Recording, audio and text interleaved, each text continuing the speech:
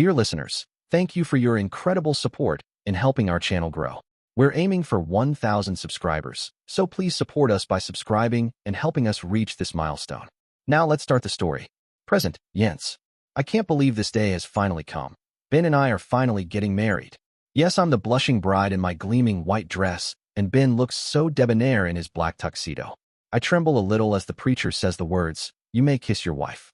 Ben gives me a kiss that's full of promise for what tonight will hold, and the preacher continues, "Ladies, gentlemen, and Marines, I present to you Mr. and Mrs. Ben Blaine. Present, Glenn, at the cabin." A Marine runs up after I complete the phone call with Byron and reports, "Sir, we have an issue. I wonder what the hell is wrong now, so I order, well, give me the sitrep." He gives me the report, and it pisses me off more than ever. Present, Todd, in the tunnels. I give Mabel the syrup of Ipecac. She pukes her guts out, then she looks at me and says, I see beautiful whirling lights." Then she passes out in my arms. I look at her helpers and sign, "Did any of you taste the food?" I get my answer as 3 of the 5 drop to the floor. Shit, I was too late with my warning, and now we're all going to pay. I order, "You two make sure Mabel and the other 3 Marines don't have any respiratory problems. I need to find the doctor." Present, Linus, in the tunnels. A group of Marines are gathered around Maria on the floor as I run up and question, "What the hell happened?" One of them says, "She ran by us, complained about feeling dizzy, seeing whirling lights, then passed out." I order, "Go and find the doctor because we have something strange going on here. The water has been poisoned, but I'm damn sure she didn't drink any of it." Then I remember that Maria and Jens were showering, so I scoop up Maria and run my butt off toward the room where she and Jens were taking a shower. I run past Todd while he signs, "Don't tell me Maria drank the water?" I answer, "I don't think she did." He replies by signing, "Shit. She and Jens were taking a shower together. Quick, we need to find Jens." We run up to the room they were sharing, knock on the door, but don't get an answer. We run in and find Jens passed out on the floor. Todd drops to the floor beside her, checks her vitals, looks at me, and signs. Present, Todd, in the tunnels. I sign, "Linus, Jens' heart rate is very slow, and so is her breathing. It's plain that whatever the poison is, it can enter the body through contact with the skin. You watch Maria and Jens while I go and find the doctor."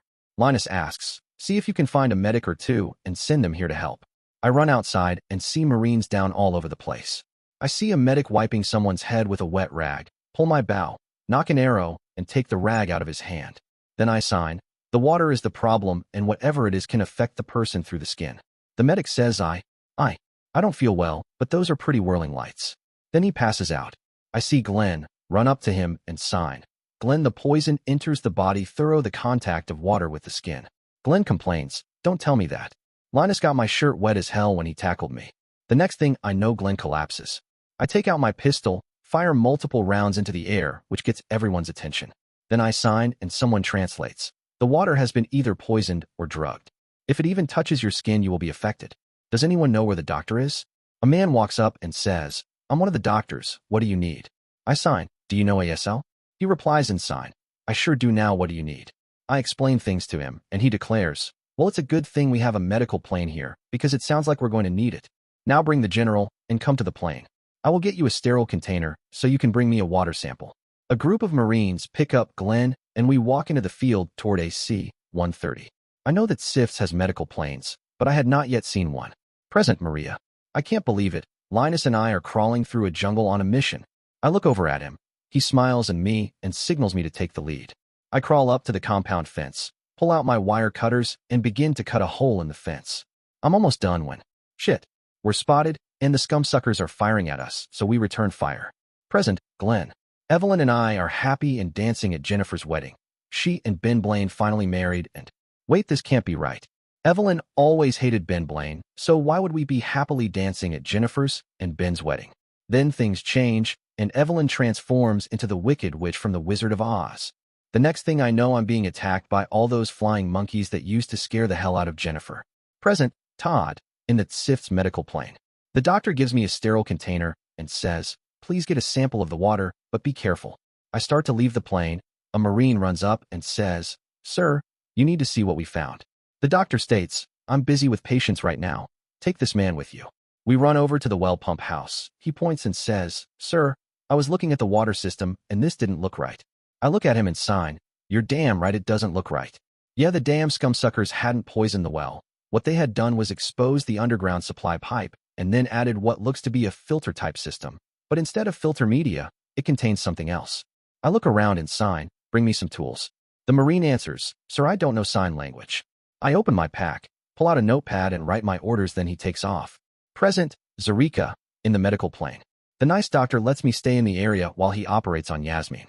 I am amazed that we are in a big airplane with a hospital inside. I watch as they work on her. Then the doctor swears, "Hell, I was afraid that might have happened." I softly question, "Doctor, was it what you warned me about?" He replies, "It's even worse. The bullet did hit her uterus and the uterus contracted, which caused a tear in it." I cry a little as I ask, "Will she be?" The doctor shakes his head and answers, "Well, I can save her and repair the damage for right now, but she might not ever be able to have children." Tears fall down my cheeks for Yasmin. She always wanted babies from our husband Ben, and now she might not be able to have them. Present, Masha and Jack, in the tunnels. Jack complains, "Damn, it's cold in here." I stop playing with Ivan, look at Jack and realize he's sick. I question, "My love, please tell me you didn't drink the water." He shakes his head, "No, I didn't drink the water, but I feel like shit. I think I have a fever and my joints are achy and I have a hell of a headache." I tell Ivan, "Son, go play with your toys." He questions, "Gappa sick?" I kiss and comfort him, "Papa will be fine." I take Jack's temperature, note it's very high, then I realize what's happened. I order, "Jack, we need to get you to the medical plane immediately." Present, Alexei, Mira, and Ira, at the fertility clinic. Mira has already taken a piece off the doctor and is kneeling on the floor crying. Ira wants to separate his cranial carapace from his body when he begs, "Please, I might be of some use to you." I suggest, "Doctor, what you choose to do next will determine if you live." The doctor exudes information. I know everything about the plot. Akam approached me with the offer, and I couldn't resist it. Ira grins evilly and demands, "What of the original male procreation component we conveyed to your clinic?"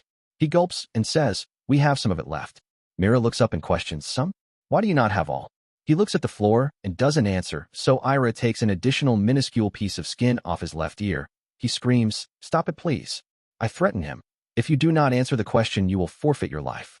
He attempts to bargain, "Before you kill me, you should know that I moved it to a location that only I know about. If you kill me, that location dies with me." I smile at him and further confront him. "I am sure that I can ascertain that location from your computer records, so do not bother us with your idle threats. Now, answer Myra's question. Why do you not have all?" He admits, "I have been selling it to selected patients. However, there is still enough left to easily give you one or possibly two babies." Mira wails like I have never heard, rises up from her kneeling position as the short sword she borrowed from Ira slices through the air in a circular motion and strikes the doctor's cranial carapace, transecting his entire body. I was highly surprised at the effect because it was not her katana. Blood sprays everywhere as the two pieces of his body fall separately to the ground. Ira looks at me and orders, "Alexei, access the computer system and locate Ben Blaine's male procreation component." Mira sinks to the floor and cries, "One or possibly two of my Ben's babies, while other women are impregnated by his male procreation component." I begin to search the doctor's records and come up with an idea that I hope will calm Mira. Present, Ben, on the road. I am stripped, tied to an altar, and woman after woman is having their way with me. While for some men this might seem like heaven, it's hell for me because Jens is tied up beside me and is forced to watch each woman pleasure herself on me while I was never able to pleasure her. The tears are rolling down her cheeks as she is forced to watch. I finally wake up and yell, "Son of a bitch." I hear laughter, look over and see Parsimonious Paul, and realize it was a nightmare. PP continues laughing and says, "That must have been one hell of a dream." I complain, "It was a nightmare and I sure as hell don't want to talk about it." He says, "Don't worry about it. I was in Nam and I have some of those dreams sometimes too. But it's good you're awake because you need to get ready to meet your public." I groan, "Don't tell me we're stopping at a truck stop." PP answers, "Well, this rig needs some fuel and you need some recreation." I question, "PP, how do I keep the women from, well, you know?" He laughs and says, "Son, that's the simplest thing in the world." Then he leans over and gives me his advice. We pull into the truck stop and I swear it's a carnival. People are lined up all along the entrance. They see PP's truck and begin to cheer as I look at him and ask, "Are you sure it will work?" He answers, "Well, it's what I would do if I was in your place." He pulls up to the pumps, puts on the brakes, and the truck is swarmed by horny women. And I wonder if my nightmare is just starting. Present, Samantha and Stacy, Austin. I pull Stacy aside and I embarrassedly ask, "Stacy, I know I'm not pregnant, but something doesn't feel right down there. I was wondering if Frank might have given me a STD." Stacy gives me a questioning look and says, "Hell, Sam, I don't know anything about that. I've never had one. I chide. I thought you really played the field back when I interrupt Samantha with anger. Sam, that was the tabloids that made all that shit up. I really have very little experience. Samantha says, gee, Stacy, I'm sorry, but it was reported as a fact everywhere. I laugh. Yeah, and we know how reliable those facts are. Samantha's phone rings. She looks at it and says, Stacy, it's Liz. I will put it on speaker. Sam answers and says, hello, boss. How are you doing? Liz replies, Samantha, that was a hell of a story you did on the Mossad. Are you sure of your facts? Are they really a death squad looking for Ben Blaine? Sam replies, hell yes, I'm sure of them. And I'm also sure Frank was a bigamist. Liz asks, Sam, where are you? Do you need any help? Sam laughs. Liz, I'm doing fine. I'm traveling with Stacy Summers, and I'm not going to tell you where we are. Liz complains, but Sam, you work for me. Sam interrupts, yes, I do, but as a reporter, I need to keep my sources confidential. Stacy has asked me not to reveal my location, and in return, she will give me exclusive interviews. So, we have to honor her wishes. That is unless you would like me to return to the main station without the big story. We waited for what seemed like forever, and finally, present, Liz and Bernie, at the cabin. I couldn't believe what the hell Samantha was doing to me. She knew that she was supposed to help find Ben, and it sounded like she had switched sides. I answer, Sam, I'm tempted to fire you. Then I hear a voice that says, Elizabeth Morgan, this is Stacy Summers. If you fire her, I will hire her and start my own damn network, so go ahead. I look at Bernie. He shakes his head no, so I ask, Miss Summers. She interrupts, call me Stacy, seeing as we are practically business partners. I continue, Stacy, if this is going to work, I will need one report on you each day. I cover the phone and tell Bernie, get the station to track where the hell Sam is. Stacy answers, you're going to need to be more specific on what you want the reports to contain. I decide to push the issue. How about what you did when you were with Ben Blaine? Stacy laughs and questions, oh, you want a BJ by BJ sex tape? I counter, Stacy, cut the crap. We both know that you and Ben never hooked up.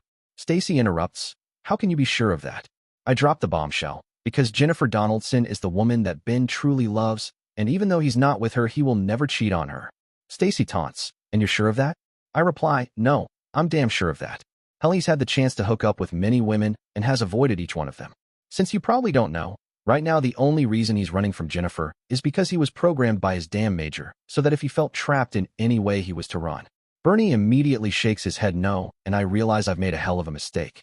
Present, Stacy, Austin. Suddenly things make sense to me. I finally knew why Ben resisted me so many times, and if he had been programmed to run, then what I did to him also forced him to run from me. I smile and say, thank you, Ms. Morgan. She interrupts, since you're the one that said we're almost business partners, call me Liz. I sarcastically say, okay, Liz baby. Thanks for the information. Now if you don't mind, I have my future husband, Ben Blaine, to find. I nod at Samantha. She disconnects the call and questions, Stacy, I don't want to lose my job. I like working for the Truth Network. I smile at her and explain, Samantha, you don't realize it, but you are a prime asset to the Truth Network, and there's no way in hell they will fire you. Now let's have Bill find us a gynecologist and get you checked out. Present, Liz and Bernie, at the cabin. I look at Bernie and ask, did they get her location? Bernie shakes his head. Yeah, but it was Alaska. I look at Bernie and ask for confirmation. Alaska? He says, yeah, they are doing some serious rerouting on her cell phone signal. I smile and admit, you know, it doesn't matter because I still know they are somewhere in Texas. Now, it's time for me to do my report. Bernie fires up the portable camera, and it feels good to be doing my job again. Present, Inga, Tom, and Byron. It's raining hell on the drug lord. I question, Byron, Tom, what is that sifts? Tom looks at me and threatens, Inga, if I told you I would have to kill you. I laugh and relate what I know. SIF stands for, the system is screwed, screw the system. You are a group of former military operatives who feel the American justice system has failed and have run a series of missions to remedy that situation, some including the direct elimination of targets. Most of your current funding comes from Jennifer Donaldson using the money she and her missing fiancé Ben Blaine accumulated together. Shall I continue? I look at Inga and say, turnabout is fair play. You and your team are foreign agents, most likely from one of the FSU republics, probably Kazakhstan. Masha Reynolds was, and possibly still is, your handler, and you receive your orders from her. Byron swears, yeah, he's still pissed off, and who gives a flying shit about any of this? When we meet the recons, we will act as a cohesive unit, or I will kick both your butts. I look at Inga. She winks at me, and we both say, yes, sir. Byron swears, I'm not a sir. I work for a living. I complain, then stop acting like one. Inga scolds me, Tom, He is the Marine in this group and is better equipped to interface with the recons. Byron says, that's the most logical thing I've heard from either of you. Now shut the hell up and let me drive. We look at each other and both smile. Yes, Byron is excited and in his element. It's good to see him taking charge. Present, Liz and Bernie, at the cabin. I finish my report, and damn, it felt good to be in front of the camera again. It had been too long. I look at Bernie and question, how was it? With a totally passive look he asks, do you want the truth? I complain, hell yes, I want the truth. He laughs, I know you always do, it was great.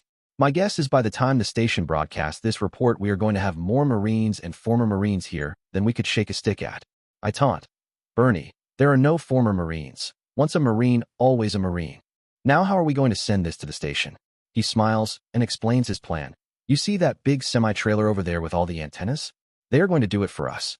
We headed to the trailer and are stopped by a sentry. He says, sorry, you aren't allowed in the trailer. I smile and ask, could I possibly talk to the person in command? The sentry replies, no ma'am, he's busy. Bernie interrupts, listen grunt. We have a report for the Truth Network about what's going on here, and we need to send it to our headquarters. I'm sure your commander wouldn't like it if you keep this from happening. I add, and I can put your name in the report. He gets a little white and offers, let me go ask the commander. He leaves. I look at Bernie and say, damn, I like it when you take charge. He laughs, yeah, it feels good. Another man comes out and apologizes, sorry Ms. Morgan. We would be glad to send your report to the Truth Network. Please come into our trailer. Bernie and I walk into the trailer and are amazed to find a fully functional communications and command center. I look and ask, is that real-time radar? The man replies, yes ma'am it is. Bernie questions, don't tell me you are tapped into the federal databases. He answers, you didn't see that. We reply, of course we didn't. He continues, now give me your camera. Bernie hands him the camera. He looks at it and laments, it's a shame you didn't tell us you were doing a report. We could have provided you with a professional camera. I question, is there anything you don't have? He hangs his head and quietly answers, yeah, we aren't anti-tank rocket proof. I fully realize they are still in mourning for their fallen comrades. Present, Jens, at the cabin. I wake up. Where the hell has been and where the hell is my wedding night? I look around and see Maria and Linus on the floor, then I realize. We were drugged by the water. I begin to shake Maria and Linus. Maria wakes and says, kill all the scumsuckers, Linus. Linus wakes up and declares, oh baby, you rock my world. I realize that it was all some drug-induced dream, and then I begin to feel something terrible. Present, Glenn, in the medical plane. I slowly wake up and realize I had been drugged. The doctor asks me, how do you feel? I state, I don't know what the hell was in the water, but it makes you see God with one eye and the flying monkeys from the Wizard of Oz with the other eye.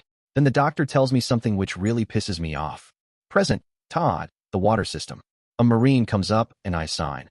We need to carefully remove this device from the water system. He says, I don't do sign language. I pull out my notepad and write the instructions for him. He removes the device from the system, but not without getting himself wet. I write a note. You will soon become unconscious because you got water on yourself.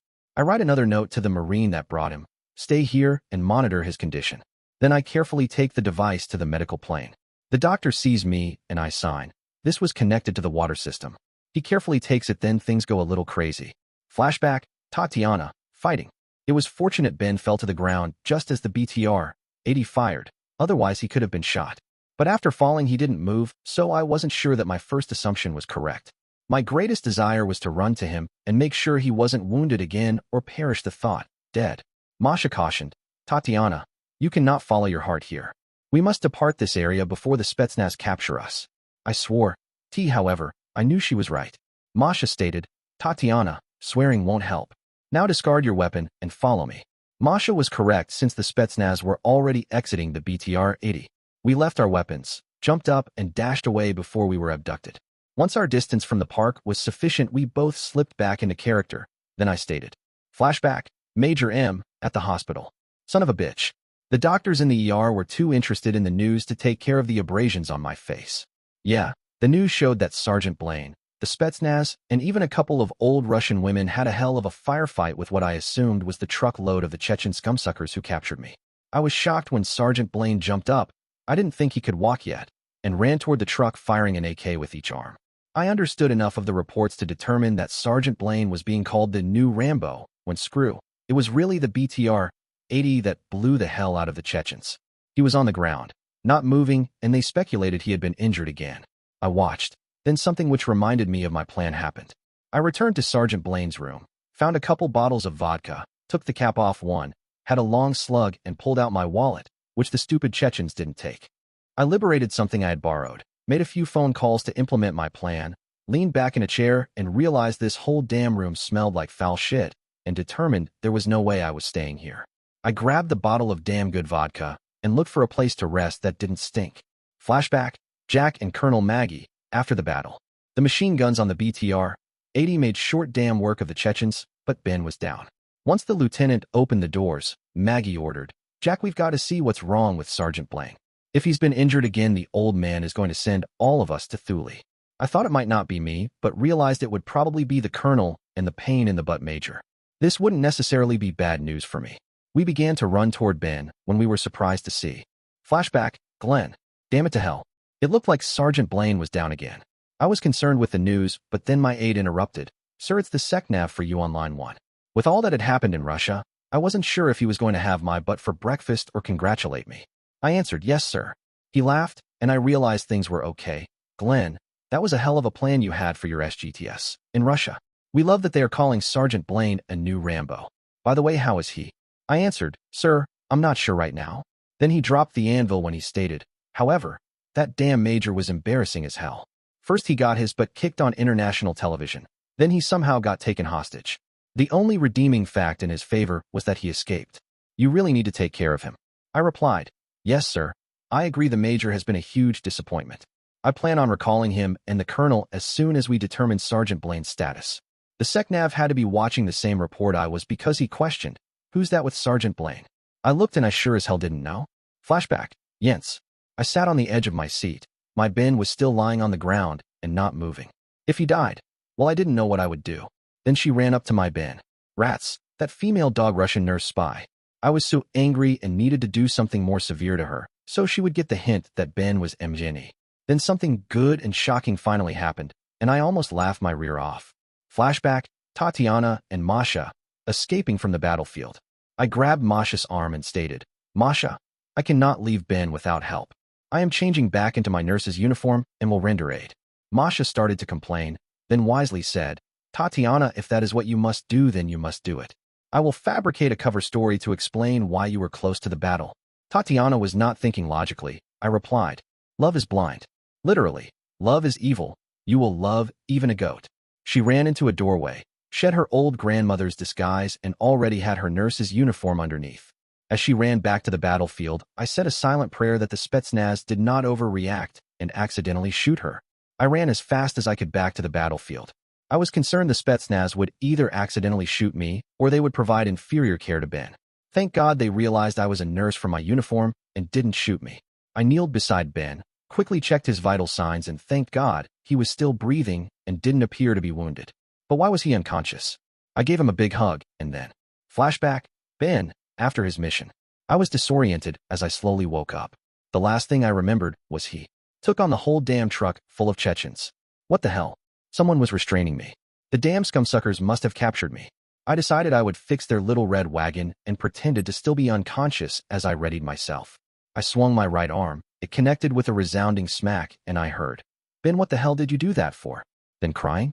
I opened my eyes and hell no. I just clocked the hell out of Tatiana. I began to apologize. Flashback, Jack and Colonel Maggie, after the battle. We were running up to Ben and Tatiana when Ben woke up and smacked the hell out of Tatiana. Maggie demanded, "What the hell did he do that for?" I answered, "Well, what she didn't know but just found out is when Ben is unconscious, you have to be careful when he wakes up. If he feels threatened or restrained at all, he will lash out." Then Colonel Maggie asked, and I wondered if it really had been that smart to mention the fact to her.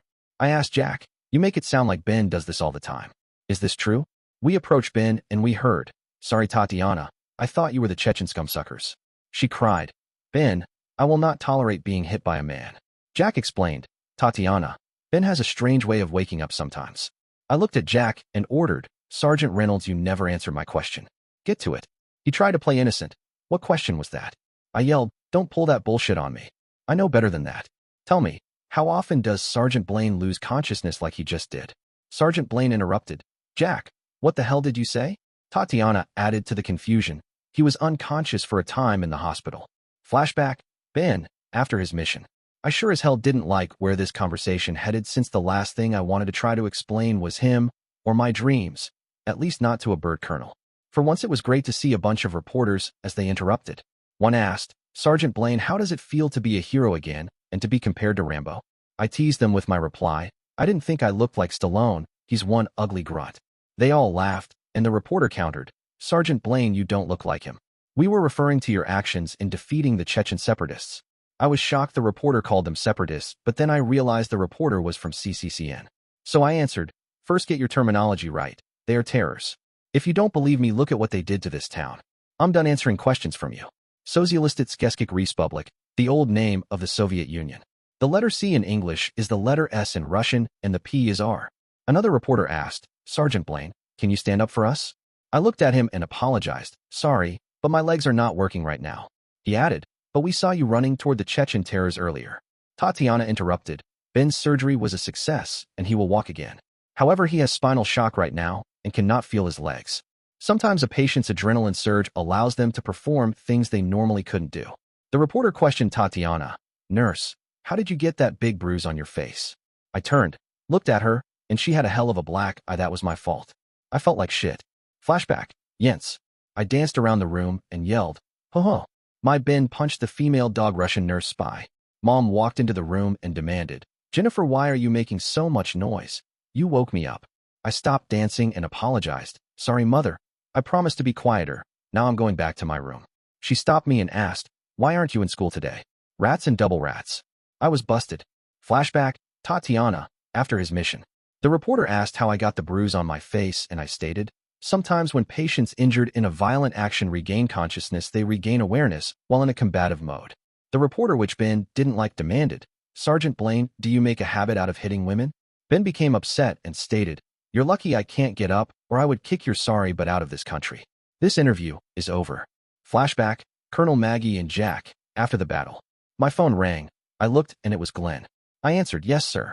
He ordered, "What the hell are you doing over there? I can't believe that you let Sergeant Blaine in the interview. If you don't want to spend all winter locked up in Thule sharing the same room with the major, you'd better do something constructive." I called Jack over and said, "Look, we need to get the interview going again. Do you have any ideas?" Jack said. I looked at Maggie and said, "We need to get the CCCN reporters out of here since they always screw the pooch and get Ben upset." Maggie asked, "Do you have any ideas?" I looked around and said, "Yeah, I have one, but you might not like it." Maggie ordered, "Look, I don't know what the hell the idea is, but it's better than what will happen to me if we don't restart the interview." I walked over to my Spetsnaz team, whispered a few things, and I love it when a plan comes together. Flashback, Glenn. "What the hell? It's a three-ring circus over there." 4 FSB agents walk up and begin arresting the damn news team from CCCN. They yelled about being Americans and having rights, but it didn't matter. The SecNav was still on the phone with me and complained, "Glenn, what the hell is going on?" I started to reply when Sergeant Reynolds walked up to Ben and stated, "Now that the fake reporters are gone, I'm sure Ben would be happy to continue with the questions." The nurse stated, "And for the record, it was my fault that Ben struck me." Sergeant Blaine complained, "Like hell it was. I should have known it was you hugging me when I woke up. It's all my fault." This was beginning to sound like a damn soap opera when, thank God, Sergeant Reynolds said, "Now what was the last question?" "Oh yeah, it was about Ben being able to walk." "Tatiana, could you explain that again?" "Damn, Jack really saved my colonels, but it was too bad he had that fiancée. Otherwise he might make a good distraction for the night. But that was okay because the young Russian lieutenant was still interested in me." Flashback, Ben, after his mission. Jack needed a good butt kicking. I thought this interview was over. Shit, it was worse than being shot by the Chechens. Thank God something happened, and the CCCN reporters were taken away. I hated those scumsuckers because all they were interested in was sensationalizing a story. They always gave me shit. Tatiana explained again about the spinal shock. When she was done, she advised, "I haven't done a neurological assessment of Ben's lower extremities. Perhaps you would like to watch?" The reporters were unanimous in their desire to watch. Tatiana pulled my boots off, rolled up my pants legs as high as she could, and ordered, "Ben, close your eyes." I started to complain when she smiled at me and asked, "Please, Ben, close your eyes and tell me what you feel." Damn, I hated it when she asked me nicely to do something, but I complied. I didn't feel anything until flashback, Tatiana, neuro assessment. I began to test Ben's legs with a sterile needle. I started at the feet and worked up his legs. On his right leg, I reached mid-calf. Ben jumped and yelled, "Son of a bitch." I fought back a giggle because that was certainly more of an American term than Russian. I tested his left leg and reached the knee before Ben had a reaction. One of the reporters questioned, "What do the results tell you?" "It certainly looks bad to us." I smiled at the camera and replied, "This actually produced very positive results." After the surgery, he had no feeling at all in his legs. The next reporter asked Ben, flashback, Ben, after his mission. The reporter asked me, "Sergeant Blaine." I interrupted, "Please call me Ben." They continued, "Ben, what prompted you to act so foolishly and risk your life while you were so disabled? The Chechens could have killed you." I looked down at the ground. Then I looked in the camera and stated, "You guys did." The reporters. When I saw on my television what the Chechens were doing to this town, and knowing it was because of me, I couldn't sit and let them continue. They had already killed many civilians, and it was going to continue. Another reporter asked, "Aren't you afraid of the Chechens?" I laughed, "Hell no. They are cowards who kill civilians." The next reporter surprised me. "Ben, how do you feel about the major escaping?" I had worried about him, so I questioned, "Wait, has the major escaped?" The news reporter confirmed, "Yes. He said he overpowered the one guard they left and killed him." This didn't sound quite right to me, but I replied, "Well, that's great news to me since he is my commanding officer and a Marine." The colonel walked up and corrected me. "That's not quite correct. I am Sergeant Blaine's commanding officer now, and while I'd like to keep this interview going, let's get Sergeant Blaine back to the hospital where he can be cleaned up. If you would like to come to the hospital at 1,600 hours, we can continue this interview then." I had gotten tired, and for once was glad the brass interfered. But I hated the fact there was going to be more interview. Flashback, Major M, at the hospital. I listened to the interview with Sergeant Blaine, which further depressed me. I grabbed a second bottle of vodka and searched the hospital until I found the perfect room to tie one on and sleep it off. I polished off the first bottle and was well into the second bottle when... Flashback, Masha, at the hospital. I wanted to go to Jack on the battlefield. However, I knew that explaining my presence would be difficult. So instead I decided that I would wait at the hospital. When I got to the hospital, I was shocked at what I saw. Flashback, Safia, Ira, and Mira, in Israel. I had almost learned how to drive this fire truck when Ira ordered, "Safia, stop the vehicle immediately." I stopped the vehicle and questioned, "What's going on?" Mira informed me, "We'll have to cover the rest of the distance on foot." Ira added, "Besides, your driving skills aren't just bad, they're terrifying." I shot back, "Oh, give me a break. I'd like to see either of you do any better." Ira smirked, "Give me a break until it's all broken." Mira chimed in, "And then you can take a bow for your terrible driving." I narrowed my eyes. "Keep it up, and I'll make sure you both regret it." They both laughed, and Ira replied, "Not likely, little one. Now, shall we focus on rescuing your sister?" With that, we started walking toward the house. Mira mused, "Ira, did you notice how Safia combined kick, butt, and slap together?" Ira nodded. "Yes, I noticed. However, I don't believe slapping is something we typically do." Mira considered this. "So kick, butt can mean we're skilled, but also that we can physically kick butt?" Ira added, "Which means slap must only refer to a physical strike." I sighed and attempted to explain. "A slap like that implies you weren't even worth a real punch." Mira looked doubtful. "Safia, that makes even less sense. If we can kick butt, then we should be able to handle a real punch." I was about to respond when we reached the house, but Iris simply instructed, "Little one, go ring the doorbell." I requested confirmation. "You want me to ring the doorbell?" Mira replied, "Safia, that is correct. Now do it, or we will bitch slap you." I walked up, rang the doorbell, but couldn't believe what happened next. Flashback, Ben, trip back to the hospital.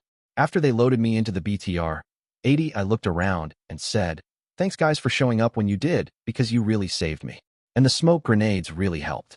The lieutenant replied, "No, we should thank you for helping us to remove the Chechen threat." I had my head on Tatiana's lap and began to work my hand around to do something interesting when... Flashback, Tatiana, trip back to the hospital. I couldn't believe it. Ben was trying to get his hand between my leg and up my dress. I clamped my leg shut, which successfully blocked his maneuver. I had been watching the medics working on someone in the back of the BTR and offered assistance. "Do you need any help?" The man they were working on raised up and yelled, "No, not her. Let me out of here."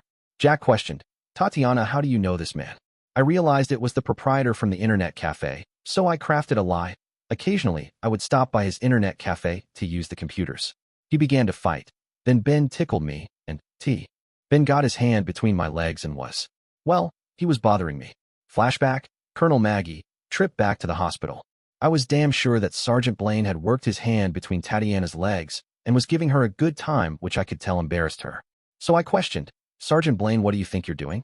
He looked at me, I winked at him and motioned that he needed to cut it out. I noticed his hand appeared again, and Tatiana relaxed. It was my turn to ask her the hard question.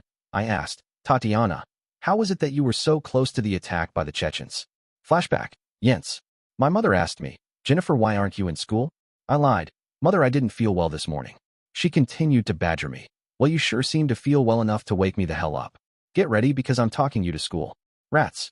I really didn't want to go because school was boring and all the kids were older than me. I started to walk upstairs. The doorbell rang. Mother ordered, Jennifer, get the door first. I wanted to tell her to make up her darn mind, but wisely kept my mouth shut. I answered the door. It was a delivery person and he asked, Jennifer Donaldson? I smiled and said, that's me. He placed a big box in my hand and had me sign an electronic machine. I closed the door, turned around. Mother saw what I had in my arms, and she went on the warpath. Present. Jens, at the cabin. When I wake up Maria and Linus, Maria explains, Jens, the water was poisoned and we absorbed it through our skin. I answer, yeah, I just figured that out. The next thing I know, I'm shivering and shaking. I look and both Maria and Linus have started shivering too. I demand to no one in particular, what the hell is going on with us? Linus answers, I don't know, but we need to get to the medical plane as quickly as possible. I begin to stand up, but I'm weak as hell, and I admit, I don't know if I can walk. Maria tries to stand and has the same problem. Linus can barely stand but offers, I'm going to get some help. I look at Maria and she says, it's almost as if. Present, Masha and Jack, in the medical plane. I am thankful this medical plane is here. I bring Jack into the facilities, which are incredible, as a doctor comes up and asks, did he drink the water? I reply, thankfully no. However, he was bitten multiple times by the rats and is exhibiting all the symptoms of rat bite fever. The doctor questions, do you know if they were American or Asian rats? Jack says, I have no idea. I didn't ask to see their passports. The doctor takes us to a gurney, has Jack lie down, takes a look at his bites, and says, well, you've done a good job keeping the bites clean. He looks at a nurse and orders, let's start in 4 and begin him on a regimen of penicillin. Jack motions with his head and says, look, the scumsucker is in here. I thought Linus stopped him from drinking the water. Yes, it's most curious that Glenn has been affected by the water since he did not drink it. Present, Glenn, in the medical plane. I wake up from a hell of a nightmare the water gave me, and the doctor says, it looks like about a quarter of the men are down with this. I question, do we know exactly what this is? He shakes his head, not until I get a sample to analyze. I begin to shiver and ask, doctor, what's going on with me now? He comes over, begins to examine me, and guesses, it must be something residual from the drug. Todd runs in carrying a water filter-looking device and signs. Present, Todd, in the medical plane. I run into the medical plane, see Glenn is awake, but is shivering. I sign, doctor, this device was hooked into the water supply and is probably responsible for all the men that are down. He answers, thanks, I will start analyzing it immediately. I add, it appears that all the men that have been stricken are now shivering like Glenn. Glenn swears, are they weak as hell too? I sign, they seem to be. Then Glenn becomes slightly irrational and says, doctor, I really need a drink of that water. I speculate and sign, doctor, could the water have been laced with the drug the cartel is producing? He states, well, it could be, but it looks to me like Glenn is suffering from withdrawal symptoms, and that shouldn't happen this quickly. I add, but Jennifer's sworn enemy, Megan, supposedly added compounds to the drugs to make them more effective and addictive. Glenn orders, I don't the hell care about any of this. I just want a glass of water. The doctor orders, we can't let any of the men have any of this water until I can test it. Please make sure the affected men are restrained to keep them from drinking any more of the tainted water. Then Glenn starts acting like he's insane. He froths at the mouth, jumps off the gurney, and goes after the doctor who is holding the filtration device. Present, Jens, at the cabin. Linus leaves to get help. I look at Maria, and she says, Jens, it's almost like we're going into withdrawal. Then it makes sense, and I swear, that bitch Megan. This is her doing. 1 dose of the drug in the water made us junkies. Maria says, but I was having such a good dream. Linus and I were on a mission together. I add, yeah, I also had a wonderful dream. I dreamed Ben and I had just gotten married. Maria licks her lips and suggests what both of us are thinking. Perhaps 1 more taste of water would be enough so we can have those great dreams again. I giggle in agreement. It surely can't hurt. We crawl over to the faucet, turn it on, but nothing comes out. I swear, damn, Todd has the pumps turned off. Maria suggests, well, can't you turn them back on? I say, help me over to the terminal and I will turn them back on. Present, Todd, in the medical plane. I run up behind Glenn, put him in a sleeper hold, and wait until he passes out. The doctor says, thanks. He was irrational as hell, and I bet the others that are affected are doing the same. We have to make sure none of them drink the poison water. I remind him, well, with the device out of the system, there is no way to get any water, and I made sure to purge the pipes in the tunnel. We put Glenn back on the gurney and strap him down. The doctor says, well, someone needs to take charge, and I'm going to be too busy trying to figure out what the hell this stuff is. I sign, I will find Linus, and tell him he's in charge. I head outside of the plane and see pandemonium. Present, Linus, at the cabin. I head outside, and all hell is breaking loose. It looks like about a fourth of the men are fighting like hell with the rest of the men. I wonder where the hell Glenn is, then I realize. I got water on both of us when I tackled him, so he's down too. All I know is I have a hell of a craving for more of the water. Oh shit. Whatever they put in the water is addictive, and we're all going through withdrawal. Todd runs up to me and signs, Linus, Glenn is down, and you're in charge. I say, hell Todd, I'm not doing any better than Glenn. I just woke up a short time ago and feel like shit. Then I feel intense pain in my head, like my brain and all my nerves are on fire. I clutch my head, fall to my knees, and begin to scream. Present, Todd, at the cabin. Linus clutches his head, falls to the ground, and screams in agony. I look and verify that everyone that was affected is now in the same condition. I can't imagine the hell they are going through, but the doctor needs to do something about this.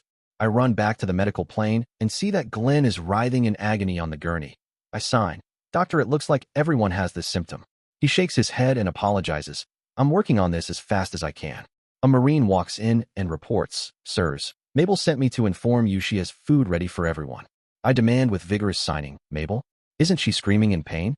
The Marine says, No, sir. Oh, we were all a little sick, but then Mabel gave us some tea. The doctor looks at him and orders, Take me to this Mabel immediately. Present, Jens, at the cabin. I make it to the terminal on the wall. Maria helps me to stand. I enter my code. It beeps at me and says, Unauthorized user. I complain, what the hell? I built this system. Unauthorized user my butt. Maria reminds me, Jens, you gave Todd control of the system. I interrupt, that scumsucker. He locked me out of my own system. The next thing we know, it feels like our heads and all our nerves are on fire. I fall to the floor, and I'm not sure who is screaming louder, Maria or me. Present, Todd, in the tunnels. We follow the Marine into the tunnels to find Mabel after witnessing the hell that's going on outside. The men that had been affected by the drug are in extreme pain. They are lying on the ground, screaming and writhing in pain. We run into the kitchen and see a normal-looking Mabel and all of her cooking assistants. The doctor questions, How do you feel? Mabel replies, Well, I felt like hell, so I made some of my special tea. After that, we felt fine. The doctor questioned, Did you use the contaminated water? Mabel laughed, Hell no. I used the stored water. I ain't no fool. The doctor asks, Mabel, how much of that tea can you make, because right now we have close to 100 men in agony from the drug. Mabel states, Land's sakes, I will make a batch right now. It's just a combination of peppermint, comfrey root, ginseng, and metasweet. The Marine complains, It really tastes like shit, but hell, it worked on all of us. Mabel says, Here's a little I have left from the first batch. The doctor looks at me and proposes a course of action, Glenn first. I nod in agreement and sign, then Linus. We take all the tea she has and run toward the medical plane. The doctor says, Wouldn't you know it? Some sort of home remedy fixes this problem. Little did he know. I put more faith in home remedies and Eastern medicine than I did in all of his medicine. Yeah, it was traditional treatments that cost me my voice and almost cost me my life. Thank God that Japanese woman found me on that deserted island and took mercy on me. But that is a different story for another time. We reach the medical plane. Glenn is writhing so badly all the veins are standing out on his head. The doctor says, If this doesn't work, he's going to die. The doctor lies. Glenn, we have some of that special water for you. Glenn greedily grabs toward the cup and orders, Give it to me. He takes a big drink and looks like he's going to spit it out, so I close his nose, which forces him to swallow it, and he complains, What sort of bullshit was that? It was vile tasting. The doctor explains, Something that we hope will cure you. Glenn begins to convulse and sweat profusely. The doctor complains, Shit, I think this is killing him. However, I recognize the process as the drug being flushed from his system. Glenn then wets himself, defecates, and I know it's finished. I sign, Doctor, you might not understand this, but this is Eastern medicine and it worked on Glenn. However, he needs to be cleaned up before his men see him. I will leave you with that job while I find Linus. I find Linus and sign, Drink this and you will be well. He agrees, Any damn thing is better than this. He chugs down the last of the tea and I wait beside him for it to happen. And I remember back to the Chinese island I was stranded on, where Master Lu taught me so many things. Present, Linus, at the cabin. I literally thought my head was going to explode and thought several times about putting a bullet in it to end the unbearable pain. Todd gives me this tea that tastes like, well, shit. It's all I can do to hold it down, but the pain gradually reduces. When I piss and shit myself, then I quickly feel better. I grab Todd's hand and say, Maria and Jens, you have to help them. He signs, I will heal them. The phrase seems a funny thing to say, I mean sign. Present, Todd, in the tunnels. I run toward the room Jennifer and Maria were using, and I have a problem. All of Mabel's tea is gone. However, I promised Linus I would heal them. I arrive in the room and see they are both in dire straits. Either because they are female or for some other reason their pain seemed magnified. I can actually feel the pain emanating from their bodies. It is very unsettling. I look in my pack and verify I have enough of the herbs from the Chinese island I was stranded on left to take care of their problems. I pull out the herbs, grind them in a small mortar, and pestle heat some water, pour it over the fragrant herbs, hold it up to Jennifer's lips, and force her to drink half of it. I move over to Maria, put it to her lips, hold her nose, and she drinks the remaining potion. I look at the pestle, wipe my finger around it to make sure I do not waste a single drop, and realize soon, no very soon, I must unfortunately return to acquire more of the medicinal herbs. Unlike Mabel's cure, which is brutal, Jennifer and Maria fall into a deep slumber. I know this slumber having been there all too many times. When they awaken, they will be better than before. Until then, I will stand guard. I acquire my bow and knock an arrow. Present, Zarika, in the medical plane. The doctor finishes the surgery and says, well, I've done all I can. The rest is in God's hands. I give the doctor a sharp look and clarify, Doctor, Yasmin and I are Orthodox Christians, so yes, it is in God's hands. He quickly apologizes, sorry about that. I made an assumption. I start to respond when Yasmin stirs and asks, Zarika, am I okay? I offer a reassuring smile and say, Yasmin, you're fine. The doctor took care of everything. She complains, Zarika, the pain is great. I look at the doctor for help. He talks at a nurse and orders, give her a PCA pain pump and instruct her how to use it. They connect a machine to Yasmin and the nurse says, this machine will give you a little pain medication all the time. If you have severe pain, press the button and it will give you extra medication. Yasmin immediately presses the button. I question, how will it keep her from getting too much pain medication? The nurse takes the button, presses it 4 times and says, it will only allow her the maximum dose each hour. Yasmin takes the button back, pushes it again, and I'm sure she doesn't get any more medication. She looks at me and pleads, Zarika, tell me the truth about how bad am I wounded? I think for a moment and again lie. Yasmin, you will be fine after a few days. Present, Alexei, Mira, and Ira, at the fertility clinic. My sisters bind the transected doctor in the oriental rug on which he was standing. Then they begin to cleanse the room and themselves. Usually their personnel eliminations were not as higgledy-piggledy. I continue my search of the clinic's records and become the proverbial Dipetra on the wall. Iris scolds me in our special language. Marinka, the termination of the doctor in such a disorderly manner was ill-advised. You must control your emotions. I reply, Irinka, you would have performed in a more severe manner had you carried the vile offspring of that demon. Remember the trap he almost plied upon your corporeal self? I detest the reminiscence of that factoid and complain, Marinka, if I live 1,000 lifetimes, I would appreciate never being reminded of that foul factoid. Alexei displays mirth, so I look at Marinka and question, does Alexei understand our private language? Alexei surprises us when he replies in our special language. Of course, my naive sisters, I understand your language perfectly. However, I have discovered something which might be of immense interest to my sisters. I am amazed as Irinka's anger focuses on Alexei. She pulls her katana, including the saya, prepares to apply a love tap to him, similar to those she had blessed me with on multiple occasions.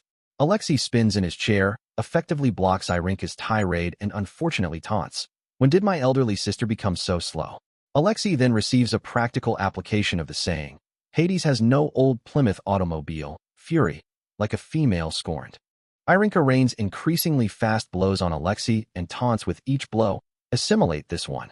Alexei wisely translocates beneath the desk to apply his muscular hydrostat normally residing on the floor of his oral canal to his presently rising welts. Irinka declares, now that you have been properly castigated, show us the factoid to which you referred earlier. Alexei refuses, not until you place your katana on the desk. Irinka's anger is greatly rekindled, and I realize everything is not correct with my sister. So I carefully question, Irinka, I perceive you are not totally healthy. She turns and I note that she is perspiring profusely for the minimal effort expended. She says, Mira, I do not. Then she collapses into my arms. I carefully lower her to the floor and begin a physical examination. Alexei translocates from under the desk and questions, "Did I precipitate this issue?" I reply, "I do not believe you are the cause." I would surmise that she chose to ignore her Ratu's bite fever. I will give her another penicillin shot, and when she awakens we need to rehydrate her. Now show me the factoid you uncovered. He reveals his discovery to me and even prints a copy. I smile at him, tousle his hair and praise him. "Brother, this is not just good news, it is outstanding." Present, Ben, on the road. My groupies, now that's unnerving, swarm parsimonious Paul's rig. There's a hell of a lot of noise and confusion. I look over at him and question, "Are you sure this will work?" He laughs. "Hell, it might be the only thing that could work." I order, "PP blow the air horns." He lays on the air horns. It scares the shit out of the groupies who back up from the truck. I open the door, step out on the top step and announce, "I have some words to say." Immediately, it's as quiet as a graveyard, so I look at the groupies and announce, "I realize many of you desire intimate relations with me. However, if I am to remain your trucker's angel, I have been told, I didn't mention that PP told me this, that I cannot have carnal relations with anyone." The weirdos all start to clap and cheer as the groupies grumble, and PP leans over and whispers, "That was masterful. Now let's go in and get some free grub." Even with my announcement, there are still many problems. It seems the groupies want certain parts of their bodies signed, and then a tattoo artist is on hand to immortalize my signature. I see a group of 10 men that look even weirder than the others. They are wearing long robes and have hoods over their heads. PP warns me, "Watch out for them." They get closer. I inch my hand toward my pistol, then one of them states, "Trucker's Angel, we are your Fedaykin and are here to protect you from the Mossad death squad." It took me a moment to remember that Fedaykin were in the book Dune. Then I asked, "What the hell are you talking about? What Mossad death squad?" PP explains, "Oh yeah, I guess if you don't watch television you didn't hear the report by Samantha Stevens. Apparently the Mossad group she was traveling with is really a Mossad death squad looking for you." Then he leans over and whispers, "I'd be careful about swearing around these guys." I exclaim, "I have no idea what I ever did to Israel or the Mossad that they would send a death squad after me." A tall, lanky cowboy walks toward my table as the Fedaykin try to block him. He flashes his Texas Range badge and orders, "Get out of my way unless you want to end up in the Huskow." After the confrontation, I decide that my Fedaykin are more like mall ninjas than the Fedaykin in Dune and are going to be more of a bother than anything else. He walks up, tips his hat in respect, and says, "Rex said to give you a big howdy. Now you don't have to worry about the Mossad boys. Hell, after the report from that cute as a bug Samantha about the death squad and her scumsucker husband being married to someone else, all of Texas is riled up and looking for the scumsuckers. Shit, Rex has formed a posse that's headed out to find them." I was glad he mentioned Rex because I had my fill of bullshit in Texas. Hell, everyone I'd met that had been in the Navy was a SEAL, and everyone in the Army were greenies, and more than half the cowboys were Rangers, and even had fake badges. I question, "What's your name and where are you headed?" He replies, "I'm Gus and was headed west from here. You need a little break from this craziness?" I jump at the offer. "Hell yes. Can we leave now?" He states, "Sure, but just so you know I ain't pulling your leg, give Rex a call and ask him about me." He dials a number and hands me the phone. It was good as hell to hear Rex. It was even better when he tells me, "Present, Stacy and Samantha, Austin."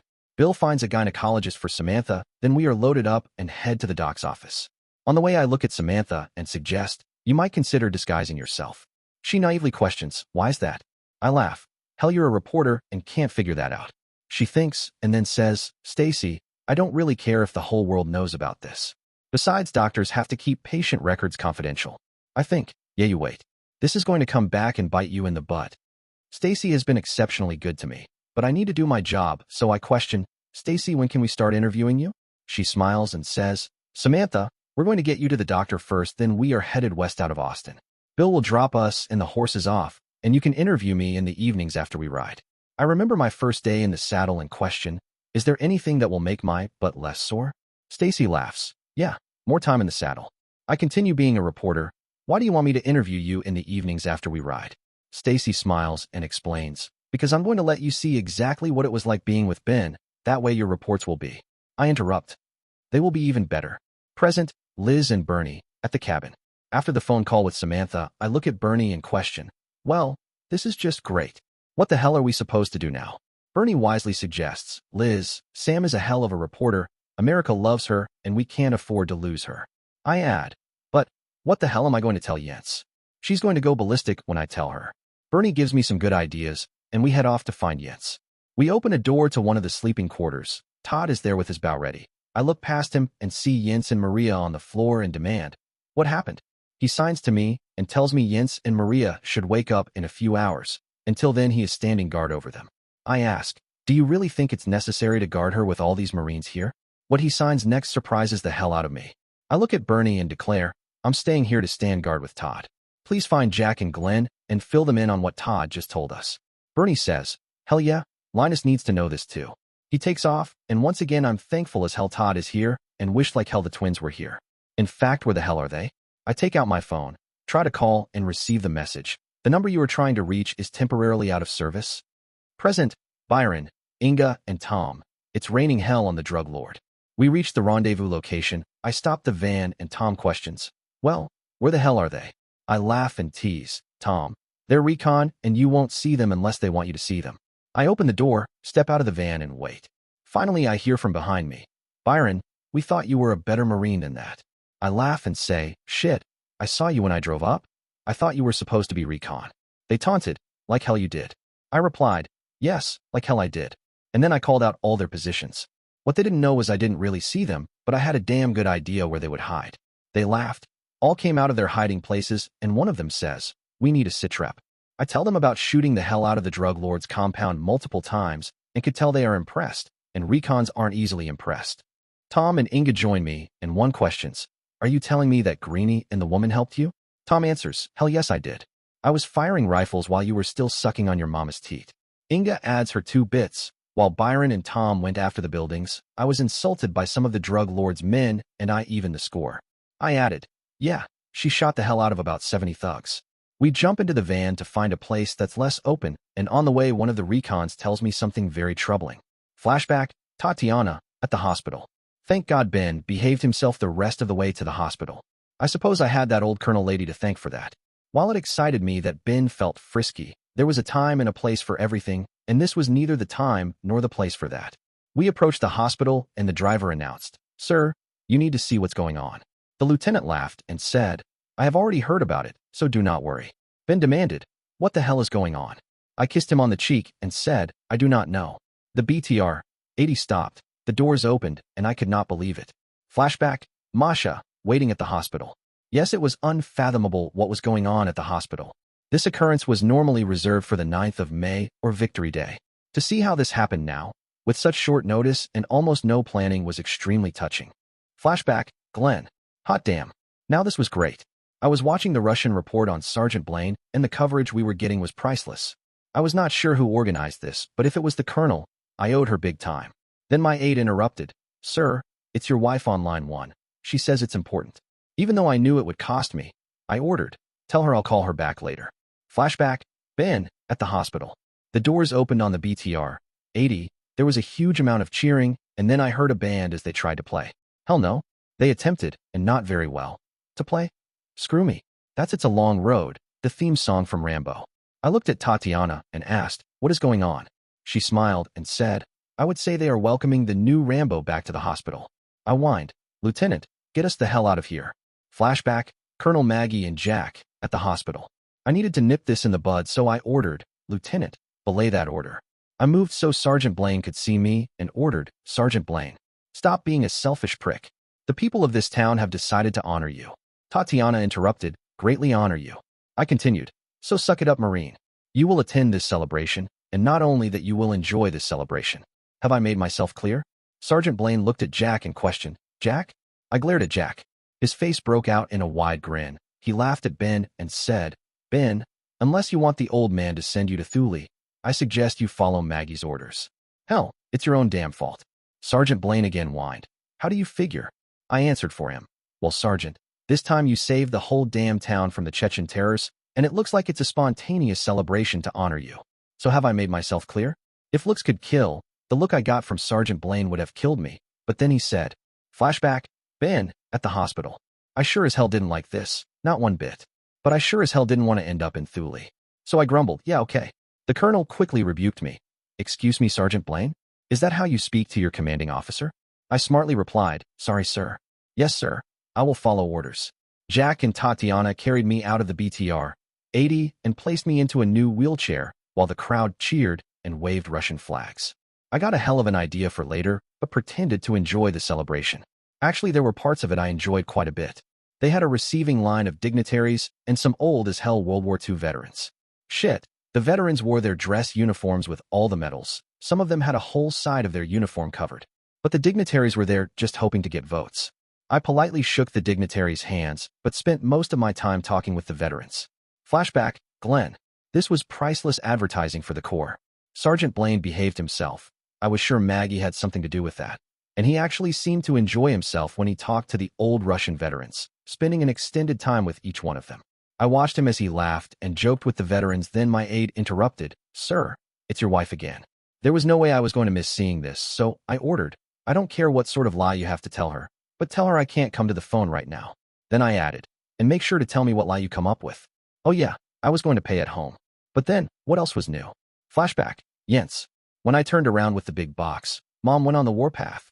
"Jennifer, who the hell sent you flowers?" I truly didn't know, so I answered, "Mother, I have no idea. She ordered, bring them over here." I was scared because the last time Mother was this angry at me, she beat me and locked me in the basement until Daddy came home. I shuffled over to her. She snatched the box out of my hands, opened it, and I saw the most beautiful bunch of roses I had ever seen. Who in the heck sent me roses? Mother picked up a card and read, "All my love, Benny Blank." My heart fluttered. My Ben had actually and finally sent me roses. And more importantly, he said he loved me. Mother yelled, "That worthless son of a bitch sergeant is still in love with my daughter. Jennifer, you are too good for a lowly sergeant."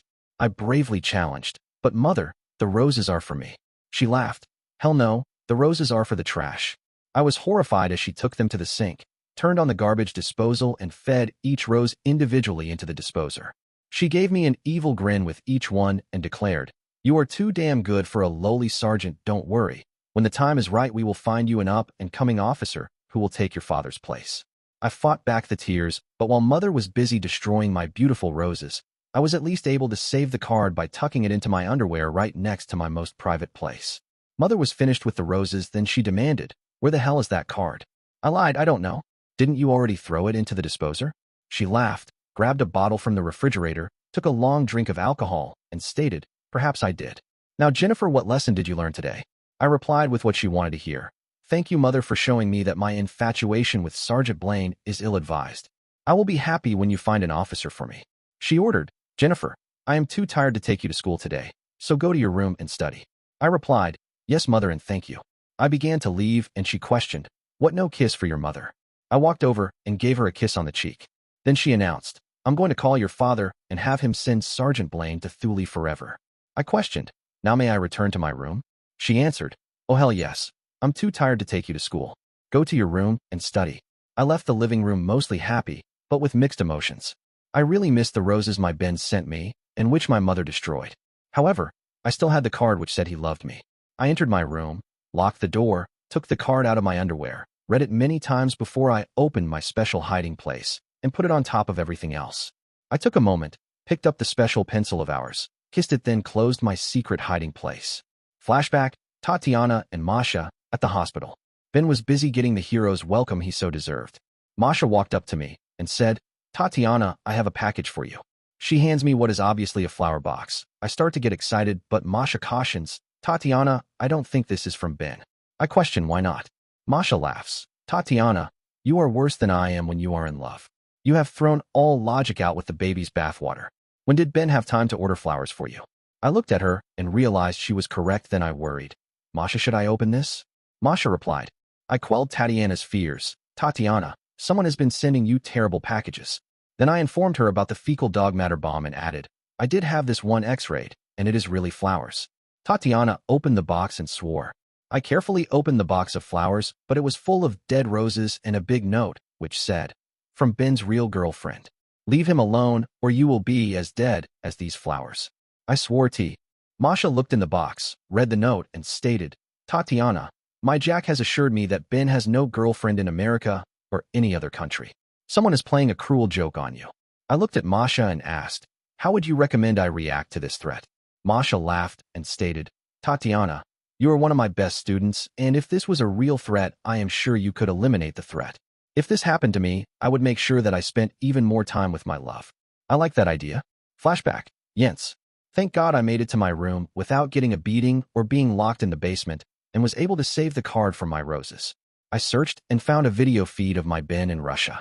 He was talking to a lot of old World War II veterans and looked like he was having a good time. I smiled and remembered the roses and the card that stated that he loved me. I even took it out of my secret hiding place, looked at it a few more times, kissed it, and put it back. Then it happened. The frackin' Russian female frickin' dog walked up and gave my Ben a huge kiss on the lips. It was even worse when the camera zoomed in, and I could tell. Yes, it even involved tongue. How? How could my Ben give her such a kiss if he loved me? The news began to interview her about their love, but I couldn't stand anymore, so I turned off the computer, went to my bed, and cried as I fell asleep. How could my Ben do this to me? Flashback, Glenn. I watched as the nurse that took care of Sergeant Blaine at the battle with the Chechens came up and played a hell of a game of tonsil hockey with him. My first thought, of course, was, what a lucky damn scumsucker because she looked like a supermodel. Then I daydreamed about what it would be like to actually have a woman like that. My aide interrupted, "Sir, it's your wife again." I looked at him and questioned, "So what story did you create for my being unable to come to the phone?" He informed me of his lie and I smiled. A good aide was worth their weight in gold. I answered the phone and Evelyn screeched, "Glenn, I want that Sergeant Blaine sent to Thule." I thought, like hell that's going to happen. So I attempted to get a handle on the problem. "Evelyn, what is wrong?" She stated, "That scumsucker sent our Jennifer a dozen roses with a note that said, 'All my love, Benny Blaine.'" What the hell? This didn't sound right. When the hell did Sergeant Blaine have the time to send Jennifer roses? And to be truthful, even if he did, it wasn't that big a deal to me. He was a hell of a Marine. I thought for a moment and asked, "Evelyn, have you been watching the news?" She answered, "Hell no. I just woke up." And I realized she'd been hitting the bottle already. I informed her, "Well, Sergeant Blaine is in Russia and was in a firefight with Chechen terrorists, so I don't think it was him that sent the roses." She ordered, and I hated it. "Well then, you find out who it was and send them to Thule, or send Sergeant Blaine to Thule. Better yet, send all of them to Thule." She slammed the phone down. I thought about how I would like to send her the hell to Thule forever. Then I thought for a bit more and decided what to do. Flashback, Colonel Maggie, at the hospital. Sergeant Blaine was doing a bang-up job. Oh, it was obvious he didn't care for the politicians. But then that was normal since no one else did. But the old veterans loved him. They hugged the hell out of him and gave him the typical Orthodox 3 kisses on the cheeks.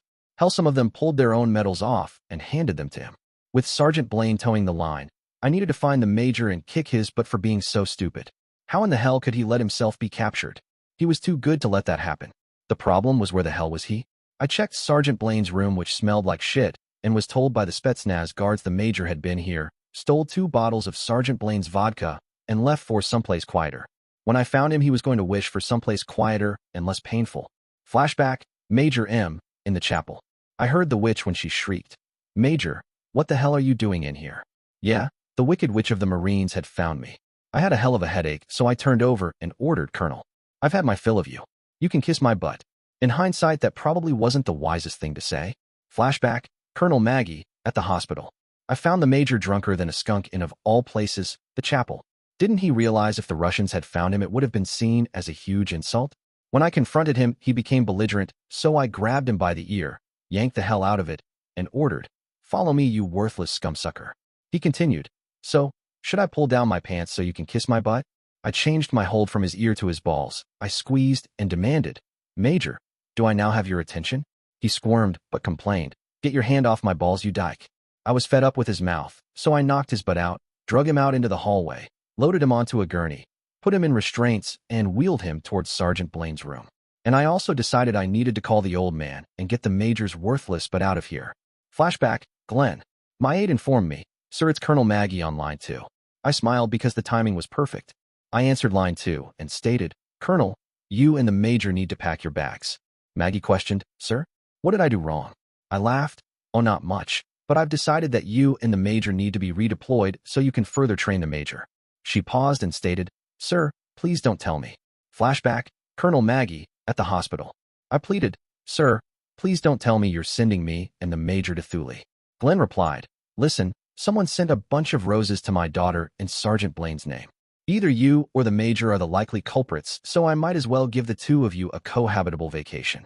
I almost begged, "Sir, if I discover it was the major, will you only send him?" Glenn replied, "Colonel, the clock is ticking down and you don't have that much time." Hell's bells, I was sure as hell not going to spend any amount of time with the major in Thule, especially in the same damn room.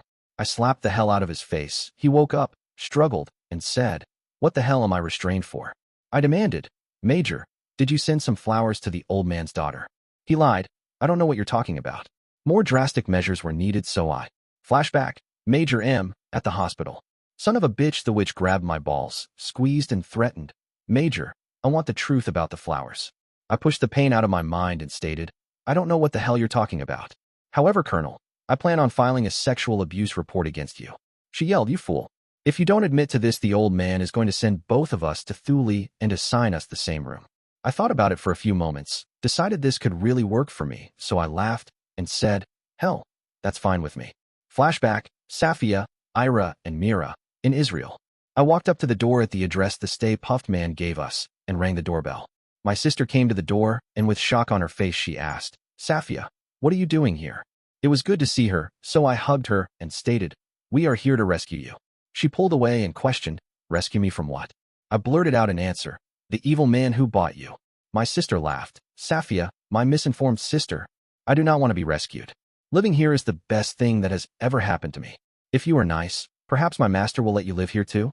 Ira stated, "Unfortunately, I do not think your master will be returning." My sister yelled, "What the hell do you mean?" Mira replied, "He is currently performing the role of a shit." My sister sputtered, "Well, he was always sort of a shit, but what do you mean?" I went on to explain the whole situation to my sister. When I was done, she sunk to the floor and cried, "But he was very good to me." I questioned, "But didn't he force you to have sex with him?"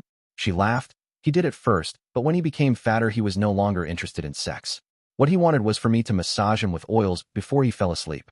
Mira changed the subject. I questioned, "Safia's sister, would you explain the hormone joke to us?" She replied, "My name is Naomi, and I'm not going to answer anything until my master returns." Ira looked at me and said in our private language, "Mira, if we ever hope to solve this problem, we need to go back and retrieve your oversized friend." I replied in kind, "Ira, you're right, but technically, he's your oversized friend." Turning to Safia, I said, "Safia, stay here and get to know your sister while we go and recover him." Naomi frowned and asked, "Who exactly are we talking about?" Ira answered, "Your master, of course." Naomi's expression darkened. "You better not have hurt him, or I swear I'll make you pay." Mira laughed. "Naomi, we both know how to handle ourselves. Do you really think you could take us on, let alone win?" Naomi narrowed her eyes. "I have a gun," I responded calmly, "and we have plenty of weapons and experience taking down threats. Now, we can waste time arguing, or we can focus on retrieving your master." Naomi's demeanor shifted. "Please just find him." I nodded. "We'll need Safia to drive." Safia hesitated. "I thought you wanted me to stay here, and didn't you say my driving was terrible?" I glanced at Naomi and sighed. Even though Safia's driving isn't exactly ideal, without her, we might not get to him in time to save his life. What happened next took us all by surprise. Present, Liz, guarding Jens and Maria. I look at Todd and realize that I'm looking at an exceptional man. Oh, I always knew he was special, but thanks to him, we've finally gotten ahead of the drug lord. Hell without him. Well, they would have advanced to the tunnels, and we'd be captured or dead. My reporter feelings kick in, so I ask, "Todd, can you explain your earlier statement to me?" Present, Todd, guarding Jens and Maria. I can tell that Liz has become a reporter, and I need to be careful about how much I reveal. I answer in sign. "Liz, there is no way that all the Marines that came here were vetted. Until we can vet each and every one of them, Jennifer is at risk from any or all of them." Liz questions, "Surely not from her father, Glenn?" I smile and answer in ASL, "Liz, the only ones I trust right now are those of us that have been with Jennifer from the start. For all we know, Glenn is a Manchurian candidate." Liz counters, "Todd, you can't really think that Glenn has been brainwashed into killing his own daughter." I respond with a question, "Liz, has Glenn changed?" I love watching Liz because next to Jennifer, when she's not acting crazy, she is one of the most intelligent women I know. She replies, "Hell yes, he's changed. It's like he's a totally different man." I add, "And you and everyone else assumes that change is attributed to his wife Evelyn being placed in a mental hospital." Liz too quickly replies, "Hell yes. She was a real bitch to Jens." She stops mid-sentence. I can tell she's thinking, then she smiles at me and agrees, "Todd, you're right." I sign, "You bet I am." For all we know, Glenn has been programmed by the drug lord to execute Jennifer. Present, Liz, guarding Jens and Maria. "Screw me. Todd is right. We can't trust anyone that hasn't been with Jens from the start." I continue to ask, "Well, what about those who were apart from Jens for an extended time, like Linus and Maria?" Todd signs, "From what I have observed, I have no concerns about Linus, his team, or Maria." I add, What about Mabel, the girls, and the terrible triumvirate? I assure Liz. Mabel discovered a natural cure for the drugged water, so she is not a threat. Yasmin and Zarika are a threat to Jennifer, but not as Manchurian candidates. Their threat is to Jennifer's plan to marry Ben Blaine because they feel they have a prior claim. And the terrible triumvirate has conditioning beyond even mine, and they are not subject to brainwashing. I continue my train of thought. Todd, where did you receive your training? He signs something that doesn't make sense, so I ask, please repeat. He signs, Liz Morgan, that I will never tell you. I look at Jens and Maria. They seem to be resting peacefully, and so I ask one more question. What did you give them? Todd surprises me with a vague answer, something to heal them. This man is an enigma. Without a thought that I might be treading on sensitive ground, I question, can I interview you later? He angrily signs, not no, but hell no. And this conversation is over. I decide I need to get the station working to dig up whatever information we can on Todd. Present, Masha and Jack, in the medical plane. I notice Jack places his hand on his pistol as Glenn becomes agitated. Quickly I realize that the level of hate my husband has for his former commander might possibly be without bounds. I am thankful that Todd rectifies the situation, then I silently curse myself for being a good soccer mother, while Jack went on that ill-fated mission with Jennifer to rescue Ben. I should have been more involved in the situation and perhaps even rendered some assistance. All I really know is the mission was a failure. They were all captured and Jennifer Donaldson went to a penitentiary for the crimes she committed. I now understand for the first time that more occurred during that mission than Jack related to me after the fact.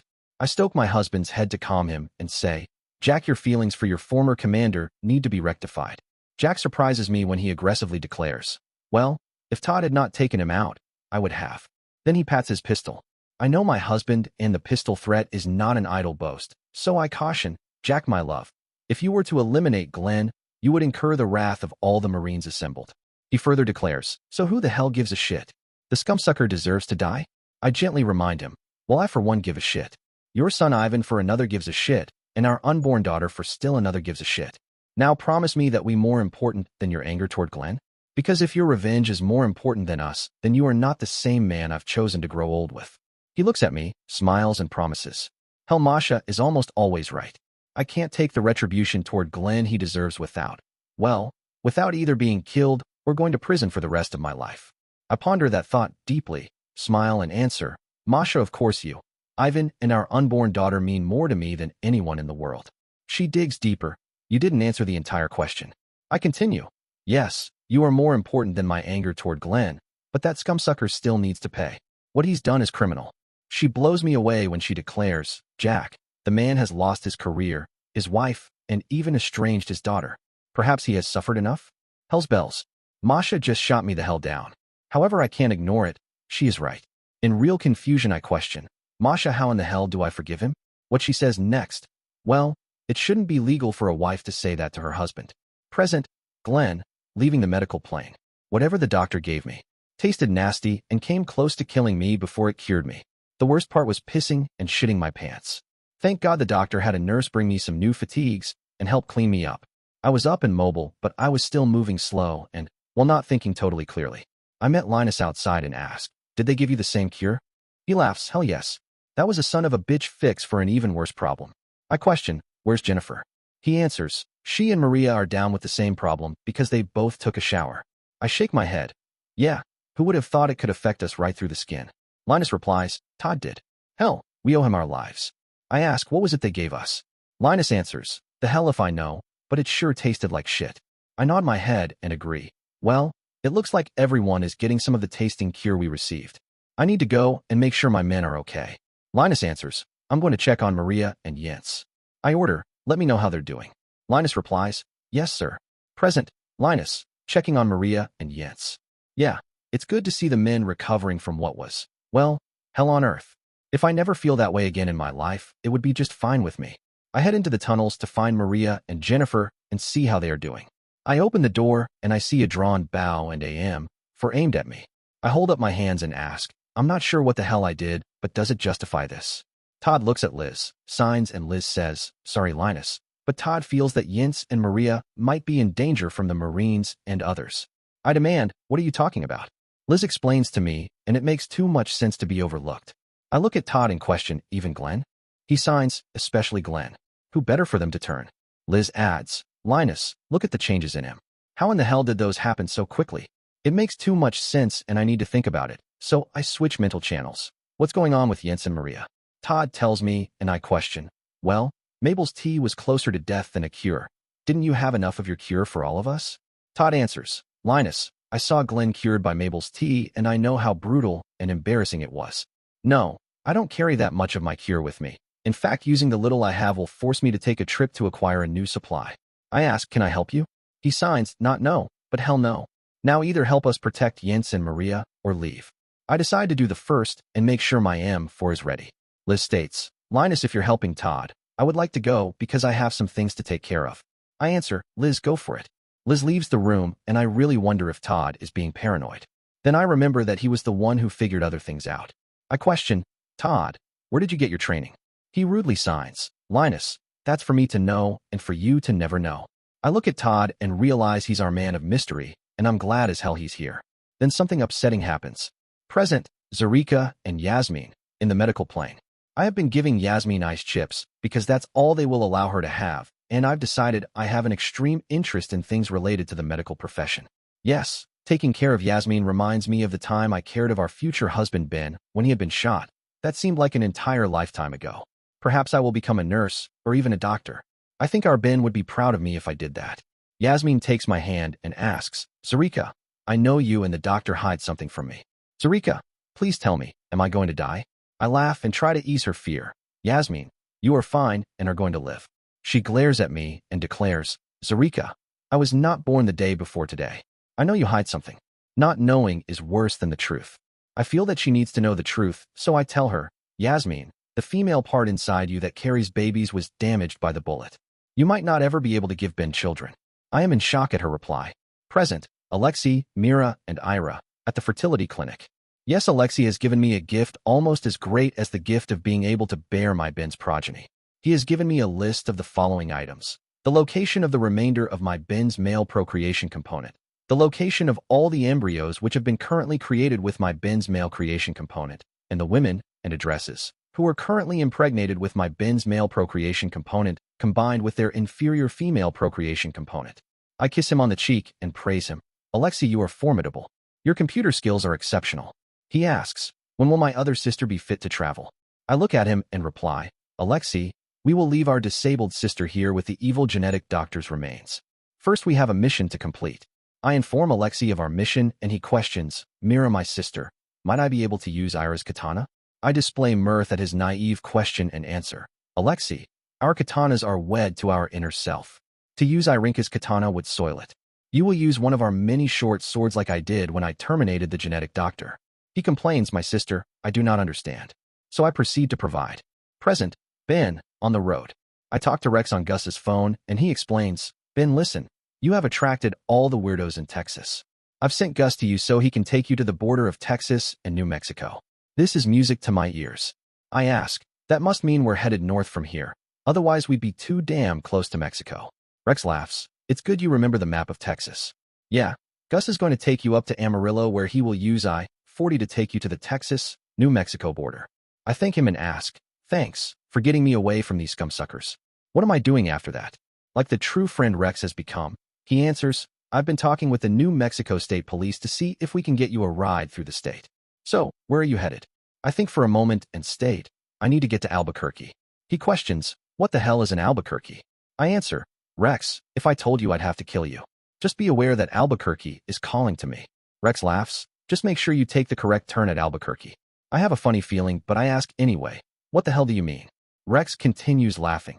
Hell, did you forget that Bugs Bunny always took the wrong turn at Albuquerque and ended up in the wrong place? I reply, oh yeah, I remember that cartoon now, but don't worry, recons never make the wrong turn. He replies, hell, your first trip to Austin was sure as hell a wrong turn. I taunt, hell, I wasn't a recon then. Besides, you wouldn't listen to me. Rex interrupts, yeah, I might have screwed up by not listening to you. But you have to remember you were a long-haired young punk at the time. I knew we could argue all day about this, so I close. Rex, since then you've been a hell of a friend. Thanks for doing this for me. Rex asks, is there anything you need? I answer, I could use some more food and ammo. He ordered, let me talk to Gus. I hand the phone to Gus. He listens and replies, yes, sir. I almost laugh. Rex has now become a sir. Gus says, We have miles to go before we sleep. I nod and add the duplicate last line of the Robert Frost poem. Yes, we have miles to go before we sleep. Gus starts up, drives out a parking lot in his Dodge truck, and I decide I could use some sleep. Present, Samantha and Stacy, on the road. We arrive at the gynecologist office. I jump out of the van and bravely announce, if you don't want to come in, it's fine with me. There's no way in hell I'm going to miss this. I reply to Samantha, hell no, you need some support. We both walk into the gynecologist's office. Unfortunately, they recognize both of us, and the receptionist asks, which one of you needs the doctor? Samantha foolishly announces, I need to see the doctor. I question, can I accompany her into the exam room to provide support? The receptionist chuckles, sure, the more the merrier. I think that's the worst reply I've ever heard. I tell Samantha, I need to take care of something, then I will be right back in. I run out to the vans and order, Bill, the receptionist or doctor are going out, either Stacy or myself. Please take care of it. He replies, yes, miss, any other orders? I think for a moment and question, any news on Ben? He replies, well, Ben left Sonora with a Texas Ranger, and we haven't heard anything since. I ask, can you speculate? Bill replies, well, it seems like Texas has gone crazy for Ben. Some of them have even made him a deity. From his file, I would say he got tired of the bullshit and is being helped to escape by the Rangers. I question, why would they help him? Bill explains, the hard-as-nails Texas Ranger that caught our janitor was the reason Ben became a Marine. I request, leave the documents on this for me to study. Now figure out where the hell Ben is going. I don't want to ride all the way across Texas to find him. Bill replies, yes, miss, is there anything else? I think for a moment and ask, how are things going with the most sad death squad chasing Ben? Bill surprises me when he answers. Present, Liz and Bernie, at the cabin. I step outside to find out what's going on with the twins, call their phone, and for what I think is the first time ever, they don't answer. I do leave a message asking them to call me ASAP. I call the station and ask them to put one of our research assistants on finding out information about Todd. The station manager asks for Todd's last name, and I reply, I don't know his last name. The manager requests, well, how about a picture of him then? I shake my head and answer, I don't have one, but I will try to get one. I hang up the phone as Bernie walks up and asks, hey, my lovely fiancé, what are you going to try to get? I smile at the man I plan on growing old with and reply, do you know Todd's last name? If not, will you help me get a picture of him? It's good to see Liz back into her reporter mode, but there are some things that even reporters need to leave alone. I suggest, Liz, I don't think anyone knows Todd's last name, and I'm sure he has a reason for that. As for taking a picture of him, I don't think that would be a wise thing to do. He's a man that seems to value his privacy and is also a man that you don't want to upset. Liz crinkles her face and comments, Bernie, he's a real enigma. I interrupt, Liz, this is one enigma that needs to be left alone. We are damn lucky he was here, and we don't need to piss him off, so he feels inclined to leave. What Bernie has said made sense. However, I hate unanswered questions. And Todd is a huge unanswered question. However, I decide to let the research assistant keep looking into things while Bernie and I go do something else. I smile at Bernie, look at my watch and say, isn't it about that time? He grins and replies, I thought you would never ask. He takes my hand, and we head into the tunnels. Present, Byron, Inga, and Tom. It's raining hell on the drug lord. We pull into the parking lot of a supermarket which has many other cars in it, and the recon team lead informs us, I hate to tell you all this, but Megan isn't in Venezuela. Inga cries, so I lost my whole team for nothing? I try to calm her, what about all the drug lord's men you took down? She trembles in rage and answers, that was for me and not for them. The recon replies, how about if we let you have first crack at the drug lord? I question, did Glenn give us a fragmentary order or changed order? He replies, well, our mission is to either apprehend the drug lord and turn him over to the local authorities. Inga interrupts, the local authorities are corrupt and are a huge part of the problem. He continues, or to take him out. And with what he's done to Jennifer Donaldson, we have already decided to take the scumsucker out. I question, so do you have an operational plan? He smiles and says, well, with the addition of you three, we have a hell of an op plan. He begins to describe it, and I like the hell out of it while Tom immediately complains. Dear listeners, next part of the story will be released soon. Please share your thoughts in the comments section below, and don't forget to like, share, and subscribe.